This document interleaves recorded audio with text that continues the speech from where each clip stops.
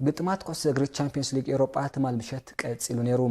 እንግሊዛዊ ቶተንሃም ሆትስፓር ድማ ካብ ትጽቢት ወጻኢ ዝሕፍር ስዕረት ተሰኪማ። እንግሊዛዊ ቶተንሃም ኣብ ሜዳ ቶተንሃም ሆትስፓር ንጀርመናዊት ክለብ ባየር ሙኒክ ዓዲማ ተጻውታ። እዚ ናይ ዘን ክልተ ጋንታታት ርክብ ድማ ብኣጉ ኣቓልቦ ኣፍቀርቲ ኩዕሶ እግሪ ዓለም ስሒቡ ዝነበረ እዩ። ቶተንሃም ድማ ምስዚ ካብ ግዜ ናብ ግዜ ሃኒጻቶ ዘላ ድልዱል ቁመና እውን ሻምፒዮን ናይ ዝሓለፈ ዓመታት ባየር ሙኒክ ቀሊል ዘይኮነ ብድሆ ከጋጥማ እዩ ዝብል ዘረባታት ነይሩ እዩ። ይኹን እምበር ካብ ትጽቢት ግምትን ብዙሓት ተንተንቲ ናይ ዝዓውዲ ስፖርት ባየር ሙኒክ ቶተንሃም ዲኻታ። ናብቲ ግጥም ምስ እንምለስ ፈለማ እኳ ቶተንሃም ፀወታ 12 ደቂቃ ብዝተለዓለሉ ግዜ ካብ ሶን ሂንሚን ብዘመዝግበታ ሸቶ ክትረጋጋእ እንተኻለት ይኹን እምበር ፍጹም መልከፍ ዘይነበራ ባየር ሙኒክ ድሕሪ 3 ደቂቃ ናይታ ዝተመዝግበታ ካብ ኪሚች ማዕረ ትገብራ ሸቶ ረኺባ። ፀወታ ብኸምዚ ዝተገልጸ ኣብ ዝቕጽለሉ ዝነበረ ግዜ ንዕረፍቲ ግዜ ኣኺሉ እናተባህለ እንከሎ በዓል ውዕለት ባየር ሙኒክ ሌዋንዶውስኪ ንዝረኸባ ኩዕሶ ኣብ ሰኪዐት ቶተንሃም ብምውሃዱ ባየር ሙኒክ ንቀዳማይ እብረ 2-1 መሪሓ ወፅያ። ድሕሪ ዕረፍቲ ባየር ሙኒክ ካብ ግዜ ናብ ግዜ መጥቃዕታ ብምሕያል 4 ካብ ሰርገ ግናብሪ ሾቶ ክትውስኽ ከላ ፍጹም ኣብ ግጥማት ቡንደስሊጋ ጀርመን ባየር ሙኒክ ብፀብለልታ ሾታት መወዳደርቲ ዘይረኸበ ዘሎ ሌዋንዶውስኪ ድማ ንዝተረፈት በዓሉ ብምዝጋብ ኣብ ዝግጥም 2 ሾታት ብስሙ ኣቁፂሩ እዩ። ኣብ ዝግጥም ፀብለሊሉ ክውዕል ተስፋ ዝተገብረሉ እንግሊዛዊ ሃሪኬን ንቶተንሃም ኣብ 61 ደቂቃ ሾቶ ከመዝግበላ እኳ እንተኻእለ ናብ ትሕቲ ማውሪሲዮ ፖቼቲኖ ቶተንሃም ግን ካብ 7 ብ2 ስዕረት ክናግፋ ኣይከኣለን። በዚ ዓወት ሓጊዛ ድማ ባየር ሙኒክ ንምድብ 2 ብ6 ነጥቢ ኣብ ምቕላሱ ትርከባላ።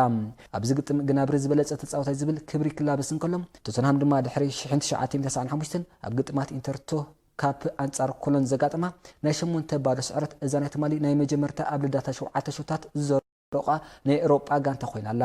ብዘይካዚ ኣሰልጣንታ ጋንታ ማውሪሲዮ ፖቼቲኖ ድሕሪ መጋቢት 2012 ኣብ ምዕላም ኤስፓኒዮል እንከሎ ብሪያል ማድሪድ ዝወረዶ ናይ 5 ባዶ ስዕረት ናይ ፓልማይ ዝገፍሐ ዕንወቱ ኮይኑ ተመዝጊብሎም። ሪያል ዝግጥም ብራጋ ቅድሚ ዕረፍቲ 2 ካብ ደኒስ ብዝረኸበተን ሾታት ንዓወታ ክመሲላ ቀሪባ። ይኹን እምበር ኣብ ትሕቲ ፈረንሳዊ ዜነድን ዚዳን እትስልጥን ሪያል ማድሪድ ድሕሪ ዕረፍቲ ብዝገበረቶ ጻዕርታት ካብ ሰርጂ ራሞስን ካዛሚሮን ብዝረኸበተን ሾታት 2 ባዶ ተዓዊታ። ፈረንሳዊት ክለብ ፓሪስ ሴንት ጀርሜን ምስ ጋላታሳራይ ተጻዊታ። ነታ ብሜዳ ጋላታሳራይ ቱርክ ቴሌኮም ዝተኣንገለ ፀወታ ድማ ፒኤስጂ ድሕሪ ዕረፍቲ ካብ ኢካርዲ ብዝረኸበታ ሸቶ 1 ባዶ ተዓዊታትሉ። ኣብቲ መዓልቲ ጁቬንቱስ ምስ ባየር ሌቨርኩሰን ገጢማ። ጁቬንቱስ ድማ ቅድሚ ድሕሪ ዕረፍቲ ንፀወታ ብምቁጻር ጎንዛሎ ሂጉዌን፣ በርናንድሺ፣ ክሪስቲያኖ ሮናልዶ ብዘመዝገቡላ ሾታት ኣፍ ልባ ነፊሓ ወፅያ። አትሌቲኮ ማድሪድ ናብ ሎኮሞቲቭ ሞስኮቫ ተጓዒዛ ኣብ ዝገበረቶ ፀወታ አትሌቲኮ ማድሪድ ንስታዲየም አርዘድ አሬና ድሕሪ ዕረፍቲ ካብ ጃያ ፌሊክስን ፓርቴይን ብዝረኸበተን ሾታት 2 ባዶ ንዓወታ ክውን ጌራቶም። ኣብቲ መዓልቲ እንግሊዛዊት ማንቸስተር ሲቲ ምስ ዲናሞ ዛግረብ ተደላዲላ ንፀወታ ኣሰላሲላ። ክልቲአን ጋንታታት ድማ ቅድሚ ዕረፍቲ ብዘሸቶ ወፅየን። ድሕሪ ዕረፍቲ ፔፕ ጓርዲዮላ ብዝገበሮ ውሽጣዊ ምትዕራይ ማንቸስተር ሲቲ ካብ ራሂም ስተርሊን ፎደንን ብዝረኸበተን ሾታት ኣብ ሜዳ ኢትሓድ ናይ 2 ባዶ ምቁር ዓወታ መዝጊባ። ኣብ ካልእ ናይ ትማል ኣካል ናይ ዝግጥማት ሻክታር ዶኖስክ ንኣትላንታ 2-1፣ ክሬቪና ዘቪዜዳ ድማ ንኦሎምፒያኮስ 3-1 ረቲዓታ።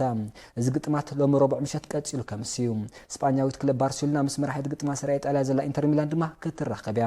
ኣብዚ ግጥም ኣብ ናይ ሎሚ ክራማት ምስጋር ተጻወቲ ካብ ማንቸስተር ዩናይትድ ናብ ኢንተር ሚላን ዝገዓዘ ቤልጂማዊ ሮሜሉ ሉካኩ ብሰንኪ ኣብ ጨዋዱ ዘጋጥም መጉዳእቲ ክስለፍ ዘለዎ ተኽእሎ ውሕድ ምህላው ይግለጽ እዩ።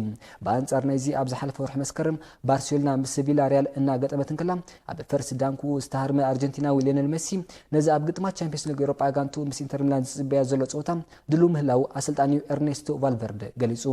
ኣብ ካልእ ሎሚ ዝካየዱ ግጥማት ገንክ ምስ ናፖሊ፣ ስላቪያ ፕራሃ ምስ ቦሩሲያ ዶርትሙንድ፣ ሊለ ምስ ቸልሲ፣ ሊቨርፑል አንጻር ሳልዝበርግ፣ አርብ ላይፕዚግ ምስ ኦሎምፒያኮስ ሊዮን፣ ቫሌንሺያ አንጻር አያክስ፣ ዘኒት ድማ ምስ ቤንፊካ ክጻወተን።